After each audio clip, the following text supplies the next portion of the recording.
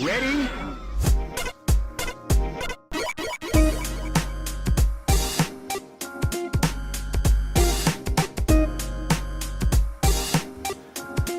Hello and welcome to...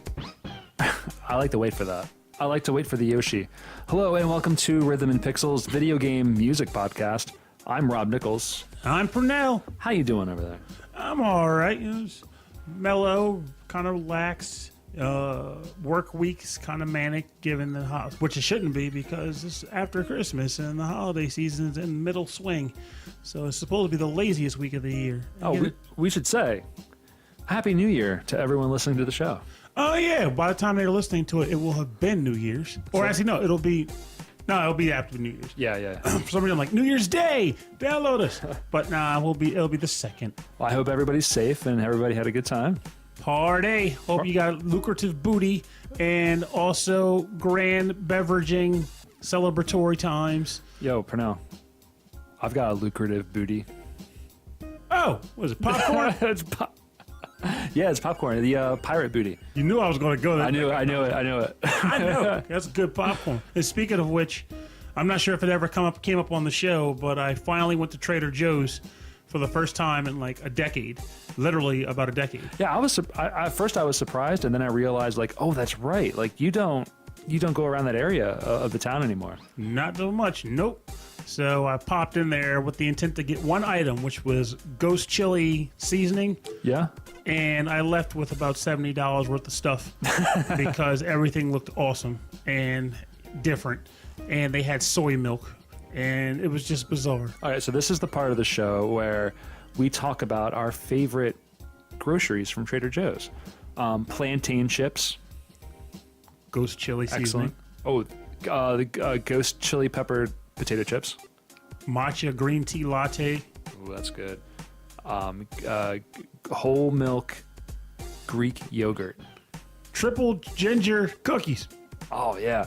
And last but not least, plain Raisin Bran cereal. That's just. I know. But you know what?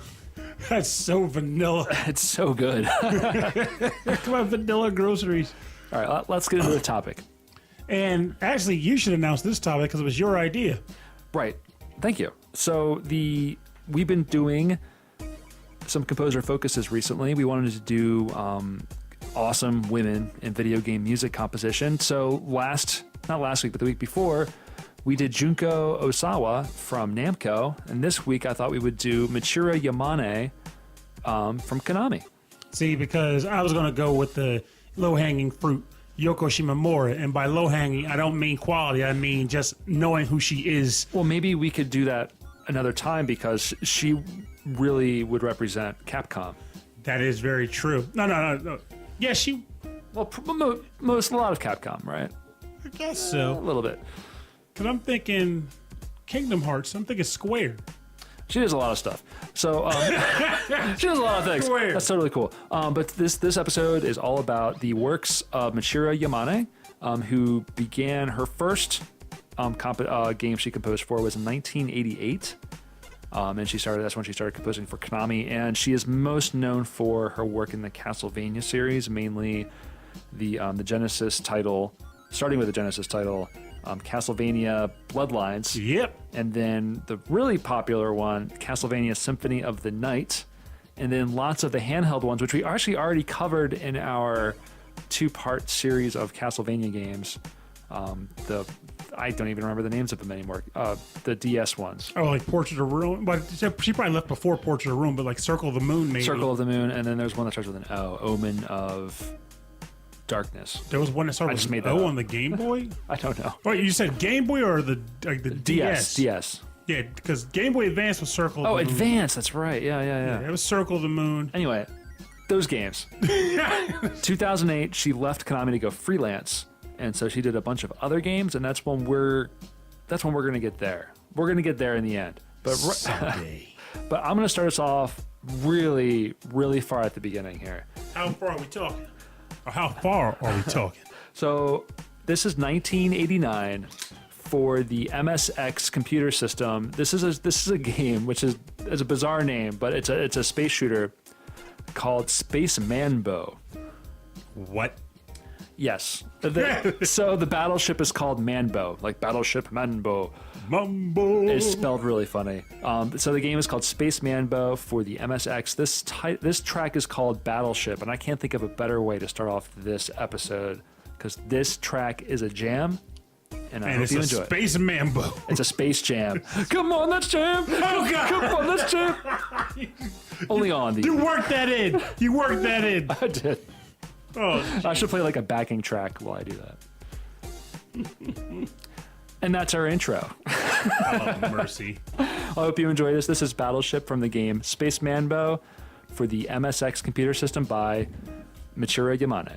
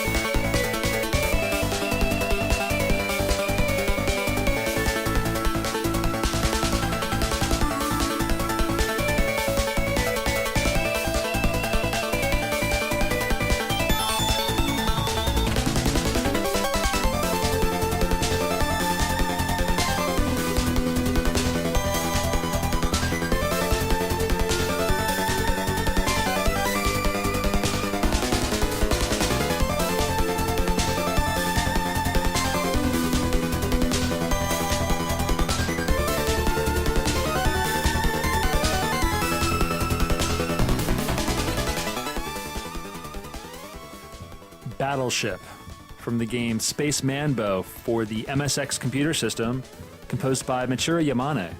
All right, now this is an interesting thing here. Konami, 1989. 89. See, because like you mentioned, for some reason going on this track, it's like I completely skipped over him saying MSX, and I heard you say Game Boy in my head. So when this came on, I was kind of floored. And then I kind of realized MSX, like I know so little about this thing because at most I know that Metal Gear originally started on there. So Yeah. what do you know about this thing? I don't know a lot, honestly. I do know that late 80s, 90s, like there were different nowadays we know there's Microsoft, there's Apple, there's few computer companies, few computer manufacturers, right? Yeah. So 80s and 90s, there was a lot of computer systems kind of vying for power. So you think about the UK and Europe, right? You think about the Amiga, you think about the Commodore, you think about the Sinclair. I never even heard of the Sinclair. You think about, in the UK, you think about the ZX Spectrum. And then in Japan, they had the PC computer systems, the PC-88. Okay. And MSX was a very popular computer platform. I see. See, honestly, I never realized that. I just always thought it was maybe like just some weird game system name that they just threw around. Yeah, no, like Atari 5200 and all that. No, I really should learn more about the hardware because the sound that's out of this thing is amazing. So, okay, back it up. This song is rad. Yes, it really freaking is. Like, This song is bad and rad. I love it. I think that was why I was so perplexed by it being, because you think about it, 1989, there was great music back then. But this seems close to like the Turbo Duos, like the Turbo Graphics' later years when they started bringing in CD sound and stuff. Right. So this is like maybe her second year into composing for game music. So that's pretty amazing. The one thing I kind of wonder about now, Space Battleship Mambo. What would you picture a ship called Mambo Oh. to have? I've thought about this. Oh, You know the big battleship from like the original Robotech series? Mm-hmm. That's what I think of. And I think of, and I specifically think of Captain Global. oh, You know, where he's standing on top of the ship and he's pointing. And there's that. Yeah, that's Manbo. see, I thought I was still like kind of working this in because I just learned about the Manbo today, and I'm just like picturing like this this aggressively like active man's man ship. We're talking ping pong table in the break room. And You thinking like that? This is like the man cave of the sky. yes, Okay. exactly. We're talking Of space. ping pong tables. We got guitar room, like That's amazing. rock band-esque rooms all throughout the ship for break time. We have the roast beef fantasy room, which is just roast beef as far as the eye can see with tons of sauces and spreads. Yeah, drizzle. that's all you, man. You can have the meat room. Well, Wait. There would be a vegetable room too. Of course, Space Manbo would have a meat room. Yes, see? But of course, you know, this is an equal opportunity, every all-man welcome ship. We're going to have spectacular grilled veggie era. So it's like walk around the Mongolian grill with all the Dude. veggie spreadings. Dude, you came to my house hungry. A little. Yeah. Can you tell? All right, let's get into our second track of the day. Oh, that would be me. That's you, man. I don't have anything in front of me, so surprise me. All right. What do you have? Well, honestly, I think this episode will probably be like one of the least surprising strings of songs you'll probably expect me to play from a person. Because I knew of Michiru Yamane prior to you suggesting it, but I knew very little. Like, I may have heard her name in passing. So when you brought up the topic, I had to do some digging, what games she did. Right? Some of her games gave me a perfect excuse to choose some stuff, so I just kind of stuck with that era and didn't walk out. So the first track I picked is from a game I may have mentioned on the show prior, but I don't know if I picked a song from it. It's called Rocket Knight Adventures. Oh yeah, totally. Yeah, you picked a song from it before, I think. Yeah, the yeah, later yeah. level, one of the space levels. Yes. I'm going a little bit further back in the game. More specifically to the mountain range stage. Actually, you know what? No, heck with that. I like the mountain range stage, but there's two tracks I like. And You I'm going with gotta this pick one. You gotta pick one. Gotta pick one. Yeah. So I'm going to go with stage 2-2, which is the minecart section from Rocket Knight Adventures. All right.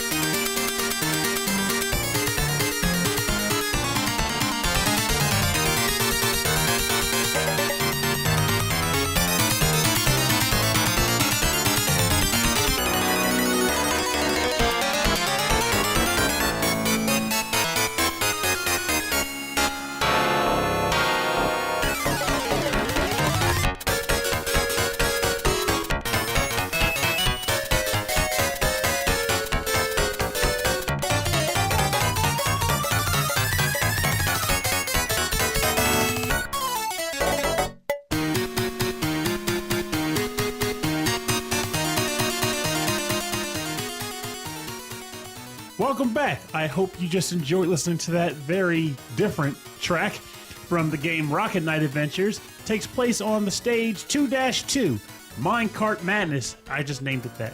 And it's composed and written by Michiru Yamane.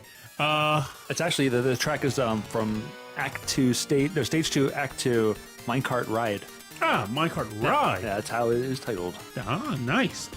But like this level is very frantic even for this game, honestly, because it's the obligatory from that era minecart stage where you're pretty much getting shot down tracks on the minecart. You have to jump off to grab pipelines with your tail at odd intervals, and you kind of keep the momentum of the minecart when you grab the whatever bar you grab. Yeah. So you kind of grab it and go shooting down the pipe, and it's really fun. It's an awesome stage. And I quite frankly picked this over the other track, which I also like, because again, it's a very bizarre track that goes all over the place. Well, it definitely fits the style of the rest of the game. Like Sparkster and Rocket Knight Adventures has this kind of really fun, almost carnival like kind of style music. Oh yeah, and the enemies are like that too. Like they're all like fun to have funny animations to them. It doesn't take itself seriously at all. Though then again, he is an all possum with a jetpack. So I mean, or rocket pack. So take that as it will. And you're fighting an army of pigs. What? Why pigs? Does the animal kingdom apparently have it so that pigs actually eat possums, and then we just didn't realize it? Let's think about the cartoon pigs that we know about. Okay, Well, we got Porky. we got Porky. Porky ain't eating possum unless it's grilled very well done. Okay, is there a Disney like parallel to that? To the pig? Yeah, That's a tough call. some Disney comparable to. I don't think there's a Disney pig. Like No. Warner Bros. Has Porky and Petunia in Hampton. I'm not really picturing a Disney pig. That's kind of sad. It is sad. Disney, get your act together. You ain't lying, but then again, I know you're listening to my show. if they're not, they should be. No, I guess I think, but there's a lot of things like that where there's no parallel. Like I mean, Goofy's a dog in Disney. Who's the dog in Warner Brothers? Aside from Spike, the dog, who I don't think exactly fits the same mold as Goofy. Mickey and Minnie Mouse, who are the mice? Yeah, Speedy Gonzales, but again, that's not a very apropos, comparison. Well, let's bring it back to the music here. This So Sparkster is Relax. not Sparkster is a possum, not a pig. not a pig. Disney. Anyway, came out on the Genesis 1994. 1994 seems to be like a lot of Konami games coming out in the Genesis because that is when Bloodlines came out. Castlevania Bloodlines. Same year? Same year. Huh. And also Contra Hardcore, which I didn't know she had a hand in. Neither did I, but Which has Hard Corps is an awesome and challenging game. And a great soundtrack. Mm-hmm. So yeah, it's great to hear some Sega Genesis tracks from you. Oh, sometimes I squeeze them in there. Though, I will say I think my favorite part of this whole track is that weird ragtime section at the end. Yeah, I thought you'd like that. Yeah. Oh, yeah. It starts off like kind of evil carnival, and then suddenly ragtime. Happy Go Time Ragtime special. Well, I can see like it being like a normal platforming, with like kind of a dark kind of vibe to it. And then this section comes up, and then suddenly you're in the minecart, and things get kind of wacky. The whole level's just wacky. All right, so I'm gonna bring it back. So my first track from the first game was from 1989. This is from 1990. This is for the Nintendo Game Boy. The game is called Nemesis, which is Gradius. Yep. So this is the first Gradius game for the Game Boy, which was actually released in the States as Nemesis. Which is a surprise. I think that's the only game that kept that title over here. Yeah, the prior year she worked on the soundtrack to Nemesis 3, which is interesting. So this is Nemesis for the Game Boy. This is this music for Stage 5 by Michiru Yamane. Beep, beep, beep, beep, beep, beep, beep, beep.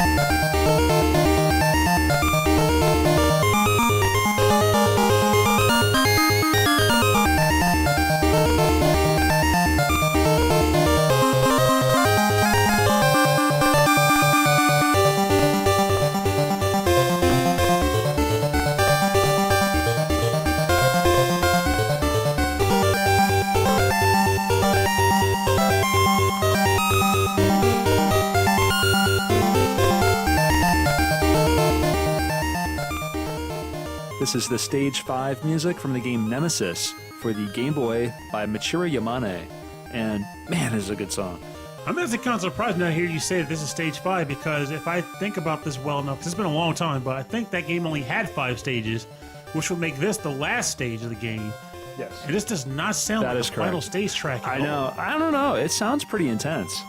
I like it. Oh, I like the track. Just, But this- I'm thinking more like something doom, doomy, doomy. So growing up, this was the second game I ever owned for the Game Boy. What was the first? Tetris. Oh, duh. Yeah. It came with the game. I was so happy. I played this game so much and so often that this music is like just a part of me now. I love it, and it's so that the Konami music. Konami music is fantastic to begin with, but I love the stereo effects going on with all the chords. It's just so cool. Actually, you just reminded me of something from back in the day that I may as well tell in this episode because I don't think I'll ever pick a track from the game itself. Oh, what's that? Years and years ago, I remember walking out of the Concord Mall, and there was a Game Boy game in the street that was flat, like got flattened by a car, and the label was all torn off, so I didn't know what game it was. All right. So I figured I'll take it home. Maybe I can get it to work. What was it? Okay. Yeah, we'll see. So I take it home, and I don't think it's going to work at all. I try to put it in the Game Boy. Of course, it won't fit because it's flat. So I basically kind of bend it back and forth a bit. I cut off some of the side plastic, put it in the system. It fits now. Turn it on. It was Contra 3 Oh wow. for the Game Boy, and it worked like a charm. It's like a testament to how sturdy those games were back then. Oh, yeah. It got hit by a car, and it was just fine. Man, remember back in the day when you used to like find like tapes, like cassette tapes, just like on the side of the road, just like with the tape everywhere? Oh yeah, and then you take them home, and if the tape wasn't cut, you try to actually to wind it back Yeah, and you hope you got a remember- secret treasure map description on the tape. I guess like the only like the similar thing that would happen today is like CDs, but even then you don't see that anymore. And they'd be all shattered anyway, so it wouldn't do much for you. I guess that's one of the good things about switching over to digital media, right? What, you don't have a chance of finding a secret treasure map embedded on a cassette tape on the ground anymore? I was gonna say less litter, Mr.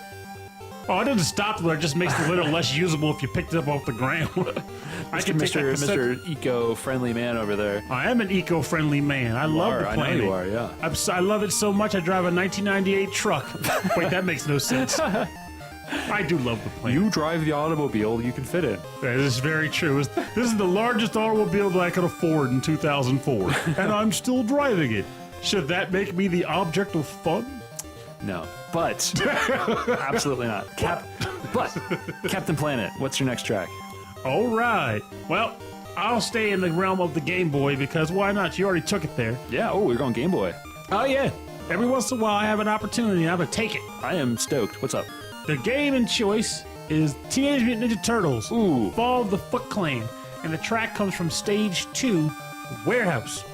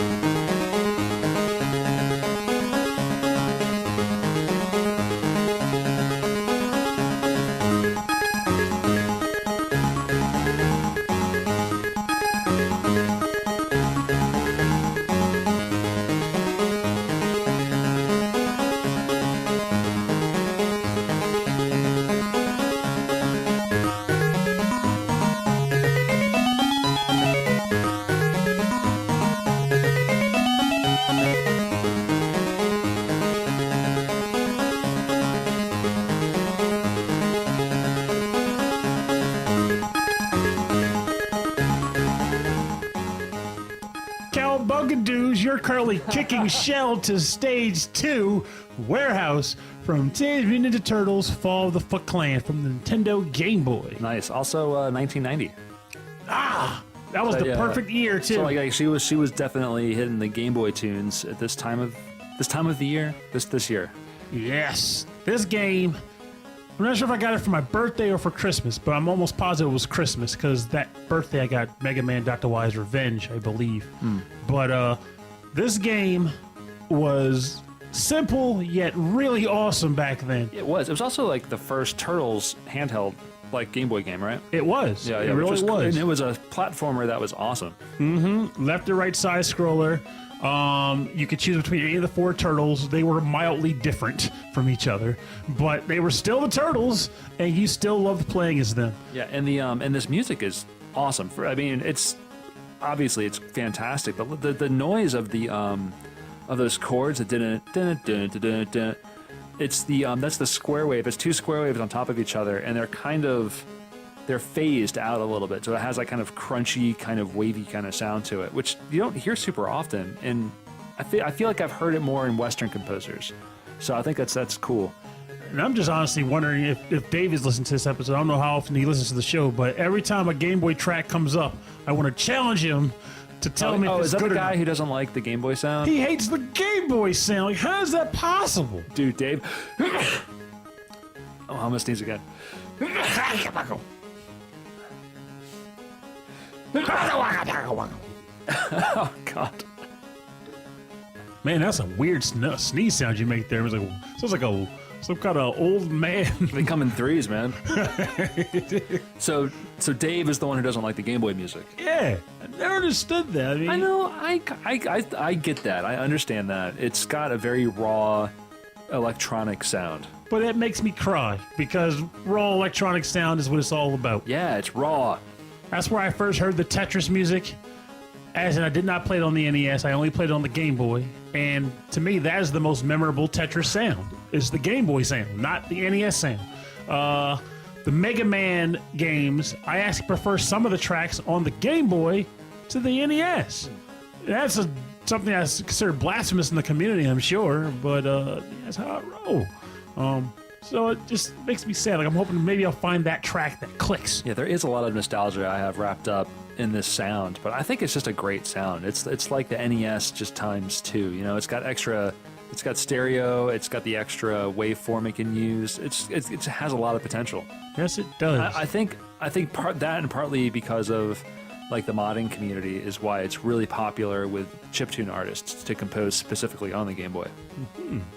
Well, because the possibilities that they can do with it. the possibilities are endless. So my next track, my last track of this set is going to be from the game. I gotta pronounce this. It's called Otomedius Excellent. It's from the arcade, and this is 21 years from this game. This is 2011. Again by Michiru Yamane, and this track is called Dive on the Horizon from the game Otomedius Excellent.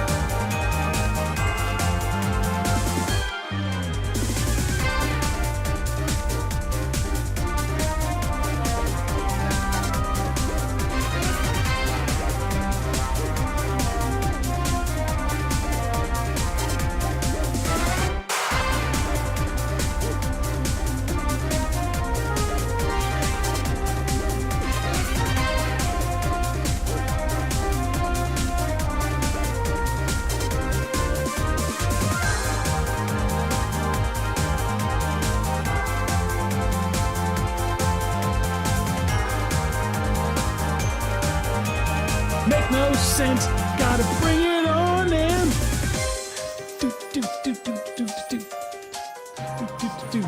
Now I'm going to do a fantastic reading from my grocery store receipt. No, you gotta wrap it to the beat. More teriyaki, hers red hot. Hers red hot again. Red habanero, you know that's right. Home health beauty, fun begin. Chinchin gummies, bought 5. to say the no, sorry, I got time. I'm done. It's so ridiculous. What is wrong with us?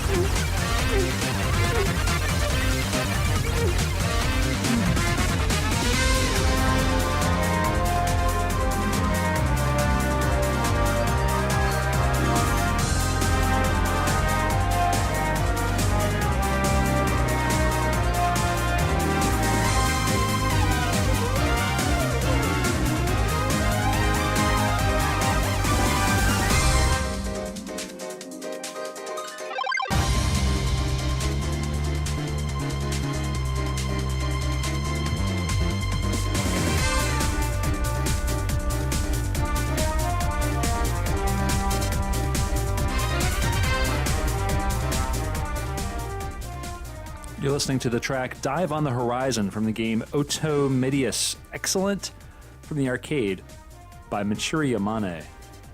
This is an amazing song. This is like, it shows like her full range of just everything she can do, I think. It's just so much going on. It bounces around quite a bit, and there was a point, this is talking a bit behind the scenes type work here, Rob was actually in the process of he wanted to confirm and make certain that the track had don't run its course before he was ready to do basically the preparation for the actual talking segment.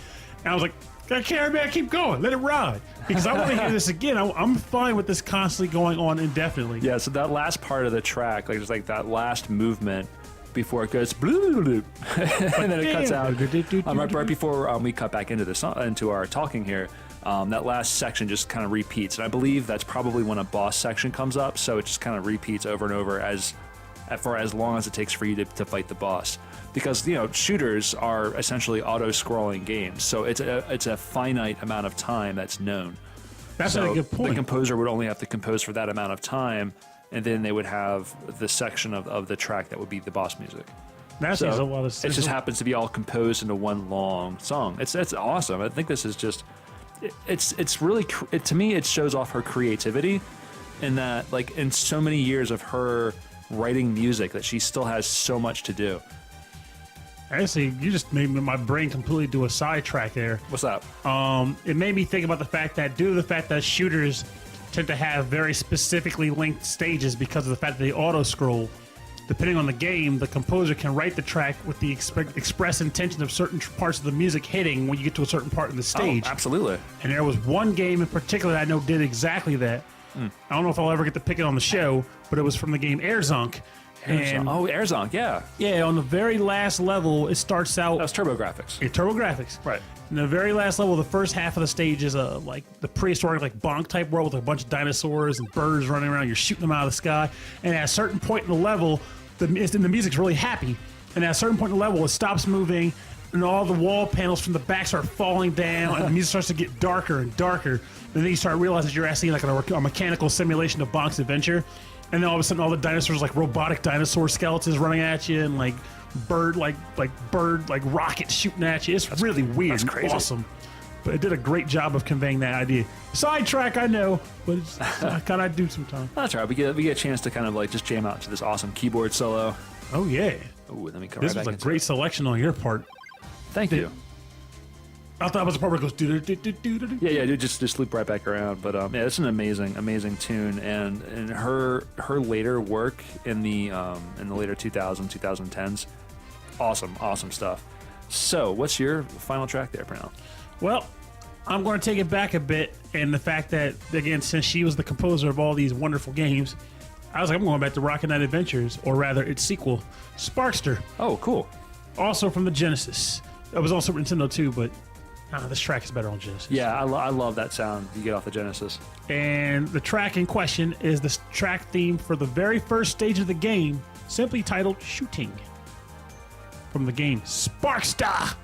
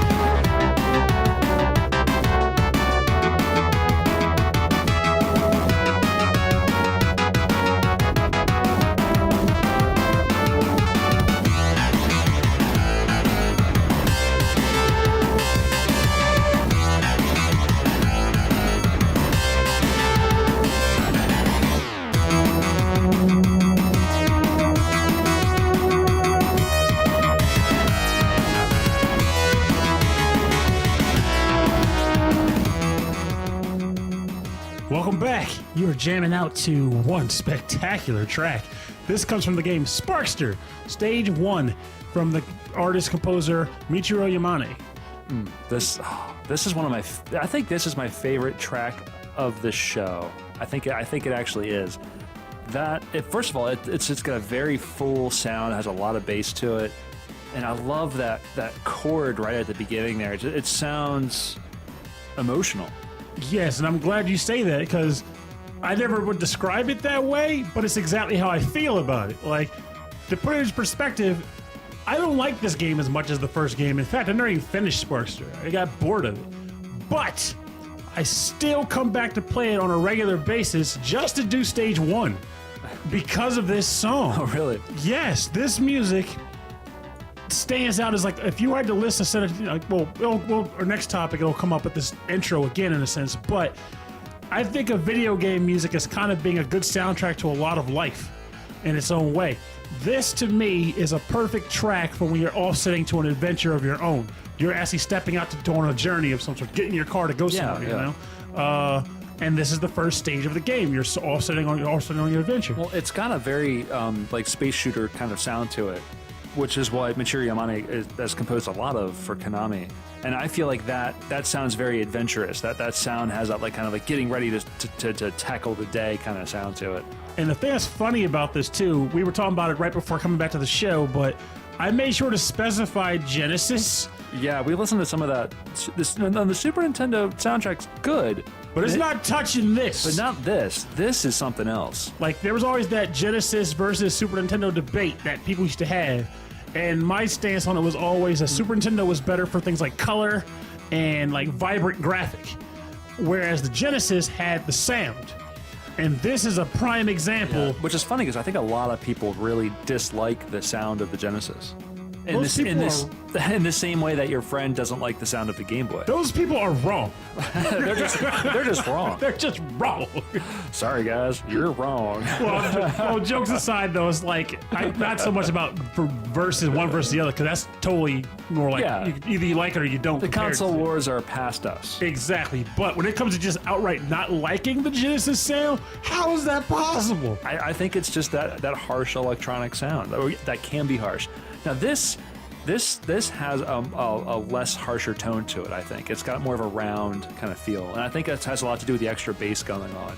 Yeah, there's a lot of components here that kind of make you think of it from a more uplifting style of listening, where you kind of want to look towards the sky, not towards the ground. Yeah, absolutely. And almost pushed that to the edge. Yeah, you gotta watch out. It almost broke. Oh, snap. You gotta be careful in the studio here, guys. Yeah, because last thing we need is to have the prime suspect of a murder be recorded on set. So even though we're doing a composer focus, it's not safe from the bonus round. So let's turn this track down, all the way down, for the bonus round. Bonus round. Bonus round. The bonus round is the part of the show where we play covers and remixes based on today's theme. Today's theme is music composed for games by the composer Michiru Yamane. All right. So I did not find a cover or remix. Instead, I just want to play another awesome track by Michiru Yamane. Nothing wrong with that. Good music is good music. Well, later on more recently in her career, her music is very, it's much more different. I feel there's much more things going on, different things going on. As with the Automedius track, it was definitely a shooter track, but there's a lot of other stuff going on there. So are you saying there's like more of a difference in the sense of like not just things going on, but the sound is kind of different too? Like it goes a different direction? I think she goes in different directions. I think from leaving Konami gave her more license to be more creative and try different things, which I think as an artist is really important to do. I think I've mentioned that a lot on this show, like how I like a lot of new Anamanaguchi stuff, just for the fact that I respect them for it. They went out on a limb and did something new. Yeah, because you can't just keep doing the same thing all the time. Anyway, so this she worked on the Skullgirls soundtrack. Skullgirls is an indie game fighter. I guess you would call it indie. It's a fighter. It's a fighting game. Came out on Steam. Came out on other platforms. And it is hand drawn. It's beautiful. Definitely indie game. And the soundtrack is crazy good. So she composed a few tracks for this game. And the track that I'm going to play for you right now is called In a Moment's Time from the game Skullgirls by Michiru Yamane.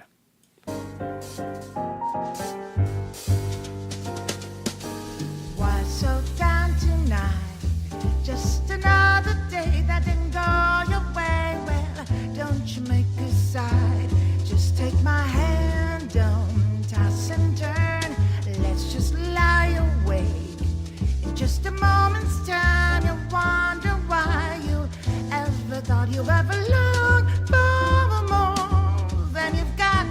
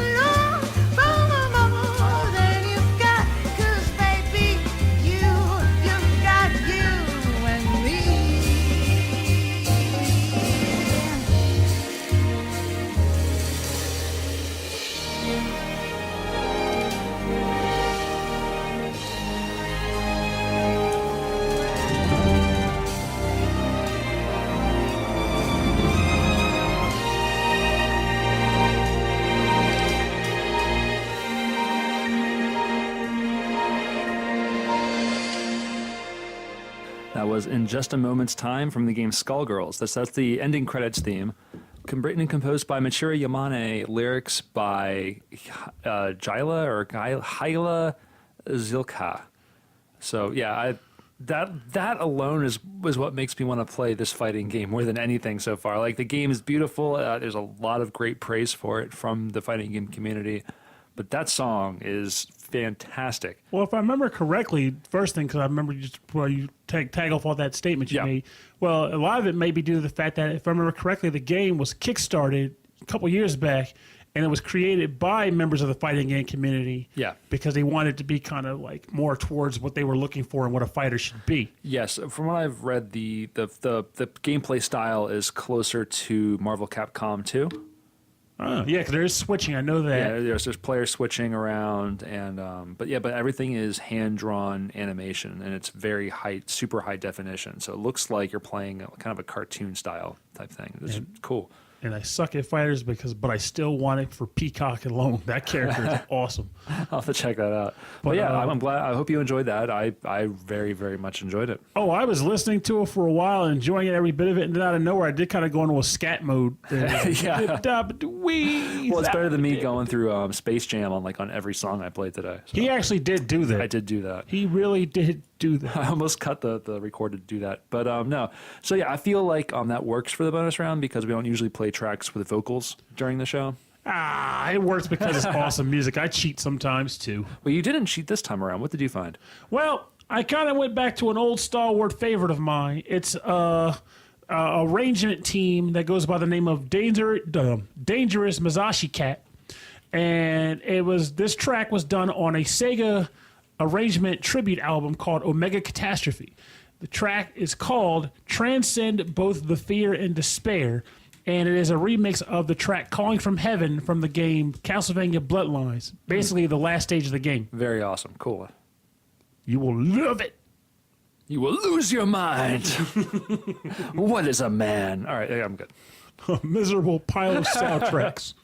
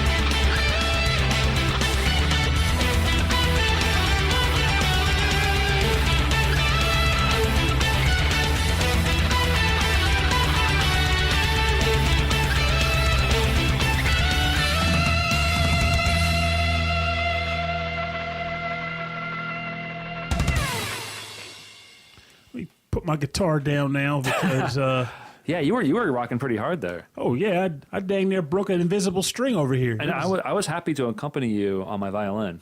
Yo, that is true. Yeah. We're pretty good, guys.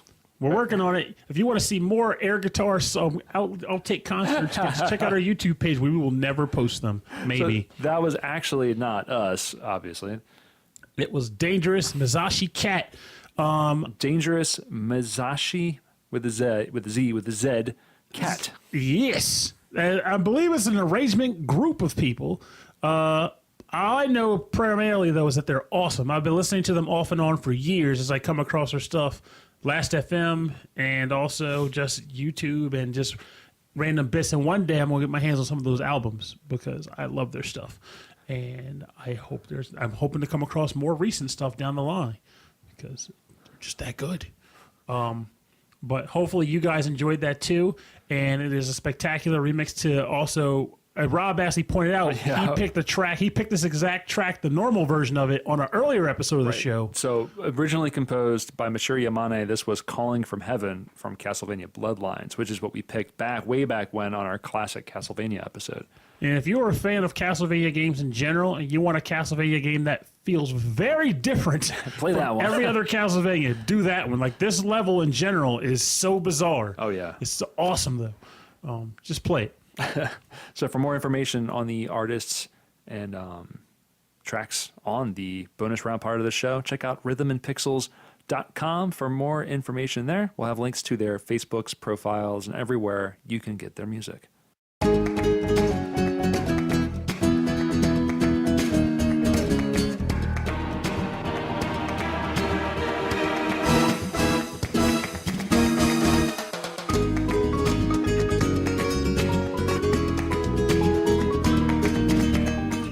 I want to thank you for joining us today on Rhythm and Pixels, the video game music podcast.